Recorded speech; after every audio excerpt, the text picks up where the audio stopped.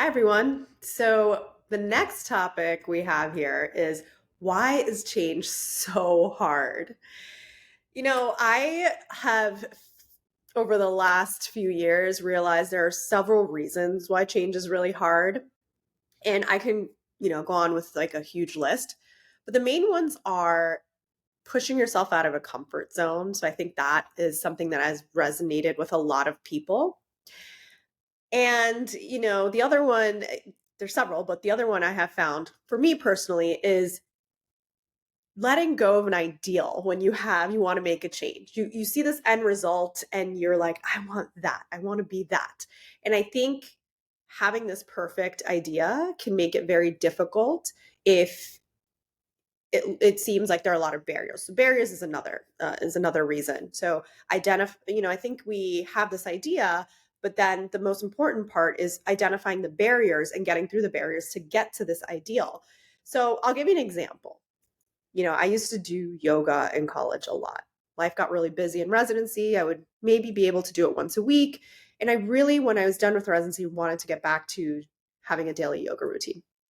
And after I gave birth, it became very difficult to have any kind of routine. And so I just kept telling myself, okay, I'm going to wake up really early. I'm going to do yoga on my deck when the sun's rising, and it's going to be great and it's going to be peaceful before my daughter wakes up. And I had this idea in my head, and every morning I would set my alarm and I'm like, oh God, I just need extra sleep. And I would get up, it would be this morning, I'd attend to my baby, and then the whole day would go by and I'm like disappointed in myself that I didn't wake up early to do yoga. And the whole day went by and I didn't do it. And then again, the next morning, she woke up a bunch or she was sick or she was teething and I did not do my morning yoga. I think I did 3 months went by and I did not do my morning yoga. And at some point I stopped myself and I'm like, okay, this is not working. I cannot do my morning beautiful yoga when the sun is rising. So, what can I do? I really wanted to get back into the routine of doing yoga. So, I identified my barrier. My barrier was my ideal. That was my barrier. I had this perfect image and I was trying to obtain this, perfect image and that was just not happening. So that was barrier number 1, myself and my ideal. Barrier number 2 was time in the morning. So and fatigue. So I was really tired and I had to prioritize sleep. So I allowed myself and gave myself the grace I needed to prioritize sleep in those, initial postpartum months. And so prioritizing sleep and allowing myself really took off the pressure of not reaching that ideal.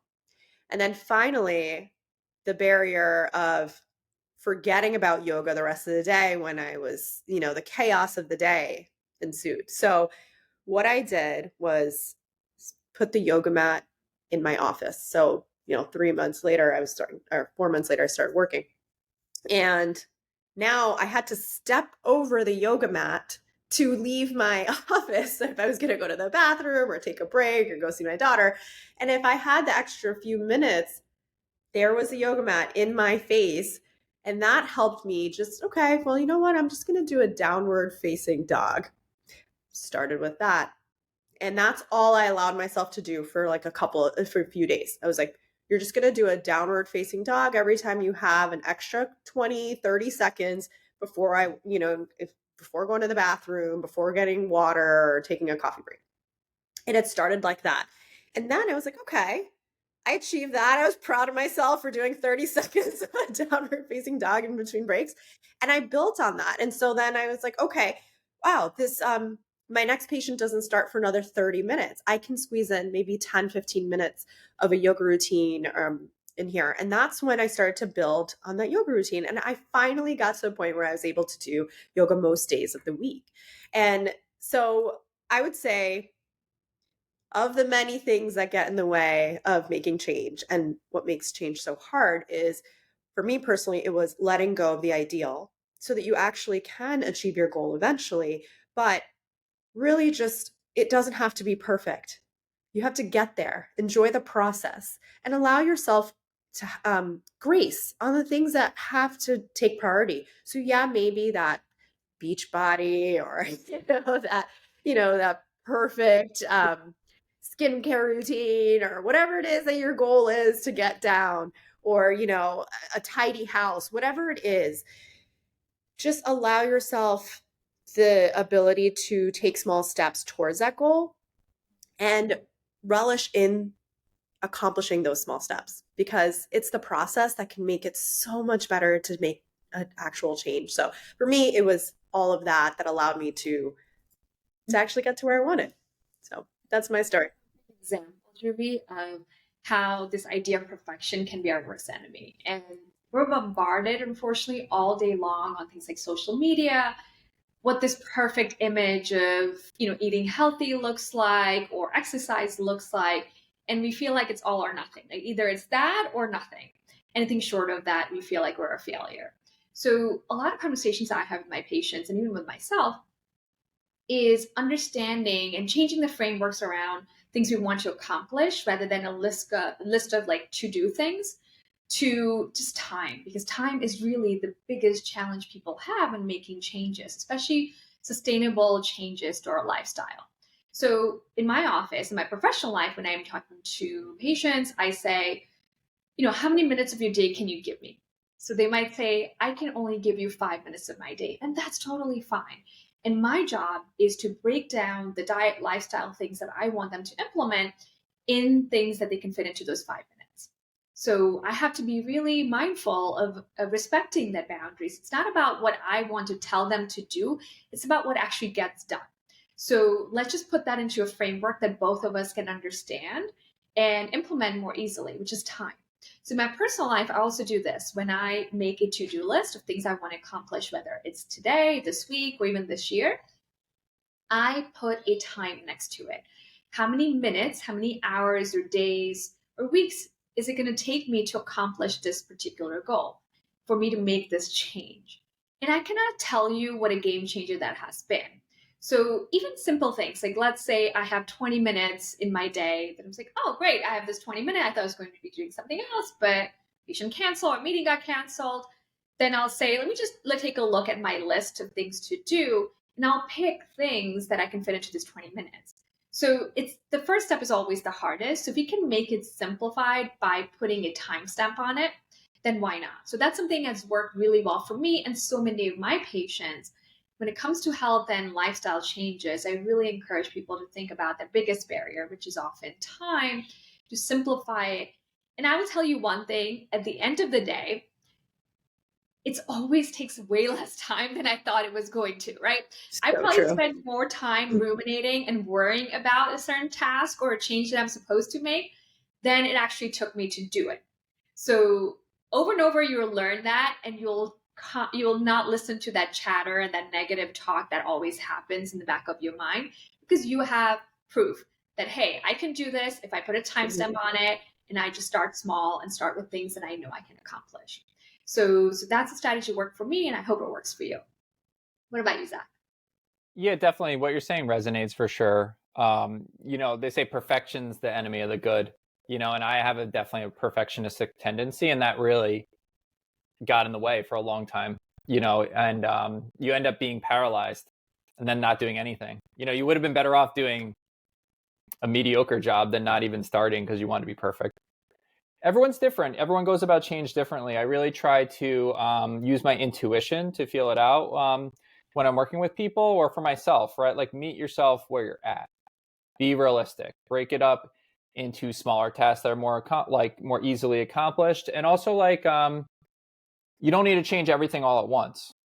And like Juvie was saying, right, when you make a couple changes but you're consistent with them, it even starts a few seconds of yoga, then it becomes a few minutes, and then it builds up. That's how change works, right? So we can also set ourselves up for success by, especially like building out a morning routine that makes sense for you, even just a couple simple elements. I don't always do my full morning routine, but I always drink warm water. We'll talk about that in a different video, but it's a really simple lifestyle practice. I get so much benefit, but then I keep doing it. You have more energy built up to do the next thing, right? To give another example, I don't really like to go to the gym. I like to play soccer. I like to do other things, but I've been wanting to, lift more weights and go to the gym more. I know it'd be a good thing for me. So what do? I love the steam room and the sauna, as I'll talk a lot about in other videos. But so I found a gym that has a nice sauna that I really enjoy. And a lot of times, between us, I don't even lift weights. I just go to the sauna and I say, you know what? Well, I'm going to show up and I keep going, because you stay in the habit. When I had my son, gained a lot of weight, had a lot of, sleep deprivation, I was like, all right, well, I got to start going to the gym at least one day a week. Then it becomes 2 or 3. And then I'm like, all right, well, then once you're there a couple of days out of the week, it becomes easier. I'm like, all right, well, I'm already here. I'll lift some weights. So being gentle with myself, but over time getting a little bit more firm. But the energy builds up. And I think especially for me, it's not so much about time management, although that's always a consideration. It's actually energy management. And I really feel that out with myself too. And the other thing I'll say too is there's good reasons why we are the way we are. Even if we're doing unhealthy things, there's actually reasons why that is. And a lot of times what's underneath it is unresolved emotions, things with your mood. If I'm not feeling well, if I'm feeling depressed, right, I'm feeling down, it's not realistic for me to start a whole new complete lifestyle routine. So I might want to be more gentle with myself and focus on things that are more soothing or something that's small or easy to accomplish. On the other hand, when I'm up, when I'm feeling really good, when my energy's flowing, I'm like, well, I've been down that road so many times. It's so much easier just to stay on the conveyor belt, to keep my routine going, than to let it slow down and have to start from scratch again.